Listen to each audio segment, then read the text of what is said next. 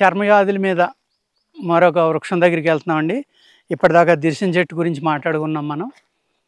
ఇప్పుడు మీకు ఇంకొక అద్భుతమైన చర్మవ్యాధులను తగ్గించే వృక్షాన్ని గురించి చెప్తానండి. ఇది మన ఆయుర్వేదిక్ వ్యాలీ జహీరాబాద్లో ఉన్న ఒక మూలికా వృక్షం అండి. దీనిని అడవి బాదం అంటాం. అంటే సీమ బాదం అంటారు, అడవి బాదం అంటారు, రకరకాల పేర్లతోటి దీన్ని పిలుస్తారండి. దీని కాయ అందరూ చూసే ఉంటారు. ఈ కిడ్నీ షేప్లో ఉంటుంది. ఈ కిడ్నీ షేప్లో ఉండి దీని లోపల గింజలు ఉంటాయండి. ఇటువైపు 4 కానీ 5 కానీ, ఇటువైపు 4, 5 కానీ ఉంటాయి. ఈ గింజలు తీసుకోవాలండి.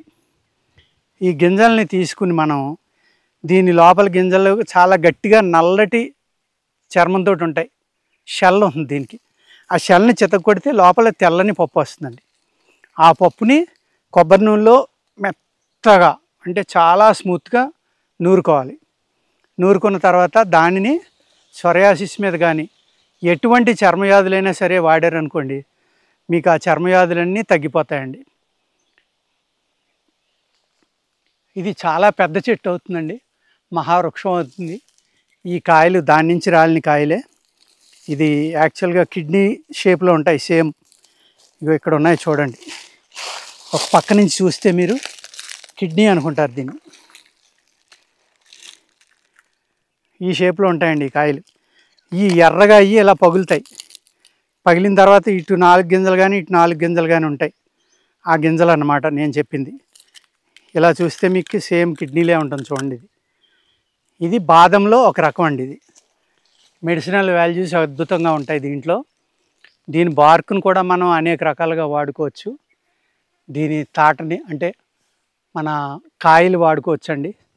ఈ కాయ లోపల ఉన్న పప్పుని ఆటవికులు తింటూ ఉంటారు. అది మామూలుగా రుచిగా ఉంటుందని తింటారు. నూనె ఎక్కువ ఉంటుందండి ఇందులో. దీనిని నూనె తీసి కూడా ఆ నూనెను కూడా మనం చర్మవ్యాధుల మీద వాడుకోవచ్చండి. ఆ నూనె రోజు 2-3 సార్లు మసాజ్ చేస్తే అనేక రకాలైన చర్మవ్యాధులు, పొడలు కానీ, తామర కానీ, సొరయాసిస్ కానీ ఇవన్నీ తగ్గిపోయి శరీరానికి మంచి కాంతి వస్తుందండి. ఏదైతే విషాల వల్ల మీ చర్మం మీద మచ్చలు కానీ ఇలాంటివి వచ్చినాయో అవి కూడా చాలా బాగా తగ్గుతాయండి. దీనిని బాదం అంటారు, సీమ బాదం. నమస్కారం అండి.